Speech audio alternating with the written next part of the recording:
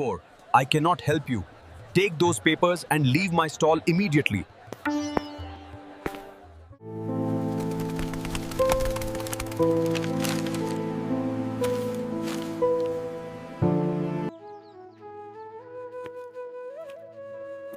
یہ کہانی ہے ایک ایسے لڑکے کی جس کے پاس سب کچھ تھا، مگر اپنی بیوقوفی اور غلط فیصلوں کی وجہ سے وہ سب کچھ کھو بیٹھا، اور پھر وقت نے اسے وہ سبق سکھایا جو کوئی استاد نہیں سکھا سکتا تھا۔ ایک پرسکون اور سرسبز گاؤں، جہاں صبح کا آغاز پرندوں کی چہچہاہٹ سے ہوتا تھا اور لوگ سادہ زندگی گزارنے میں خوش رہتے تھے۔ اسی گاؤں میں ایک لڑکا رہتا تھا جس کا نام علی تھا۔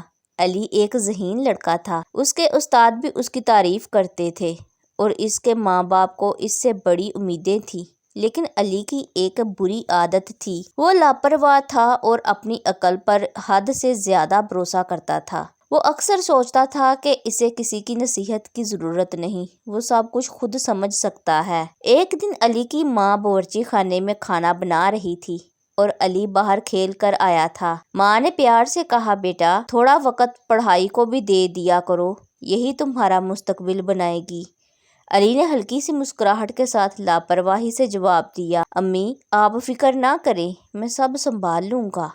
اسی دوران اس کے والد بھی کھیت سے واپس آئے۔ انہوں نے تھکے ہوئے لہجے میں کہا، بیٹا ہم تمہارے لیے محنت کرتے ہیں تاکہ تم ایک اچھے انسان بن سکو، تمہیں بھی اپنی ذمہ داری سمجھنی چاہیے۔ لیکن علی نے اس کی بات کو سنجیدگی سے نہ لیا۔ وہ سمجھتا تھا کہ زندگی صرف نصیحتوں سے نہیں چلتی بلکہ مزے کرنے سے چلتی ہے۔ وقت گزرتا گیا اور علی کی دوستی کچھ ایسے لڑکوں سے ہو گئی جو پڑھائی سے دور اور فضول کاموں میں مصروف رہتے تھے۔ وہ اکثر گاؤں کے کونے میں بیٹھ کر ہنسی مذاق کرتے، وقت ضائع کرتے اور دوسروں کا مذاق اڑاتے۔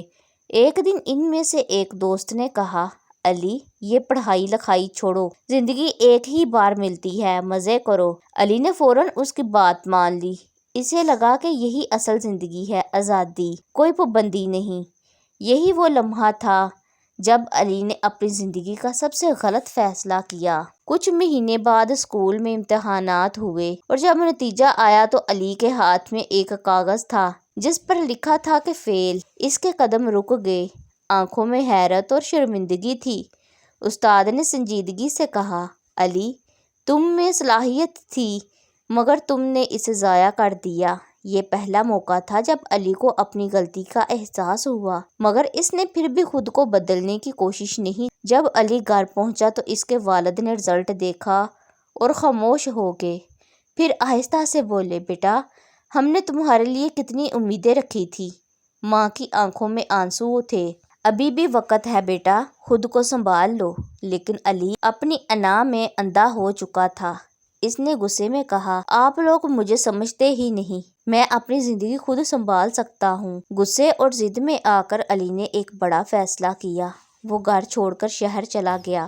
اسے لگا کہ شہر میں جا کر وہ اپنی مرضی کی زندگی گزارے گا، بغیر کسی روک ٹوک کے۔ لیکن اسے یہ نہیں معلوم تھا کہ اصل زندگی کتنی سخت ہوتی ہے۔ شہر پہنچ کر علی نے کام ڈھونڈنا شروع کیا۔ وہ ایک دکان پر گیا۔ دکاندار نے پوچھا، تمہارے پاس کوئی ہنر ہے؟ علی نے سر جھکا کر کہا، نہیں۔ دکاندار نے صاف انکار کر دیا۔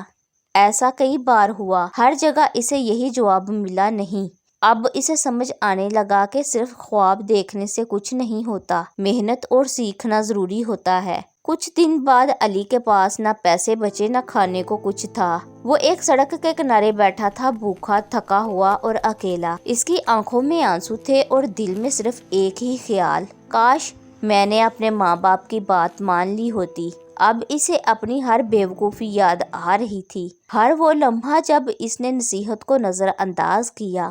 یہ وہ لمحہ تھا جب علی کو حقیقت کا سامنا ہوا۔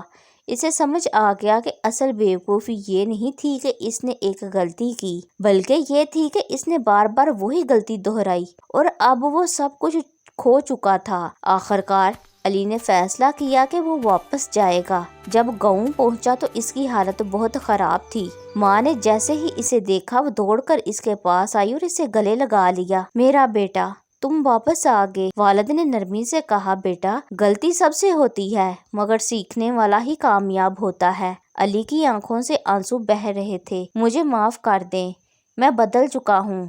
اس دن کے بعد علی نے واقعی خود کو بدل لیا۔ وہ دوبارہ پڑھائی میں لگ گیا، محنت کرنے لگا اور اپنے ماں باپ کی ہر بات سننے لگا۔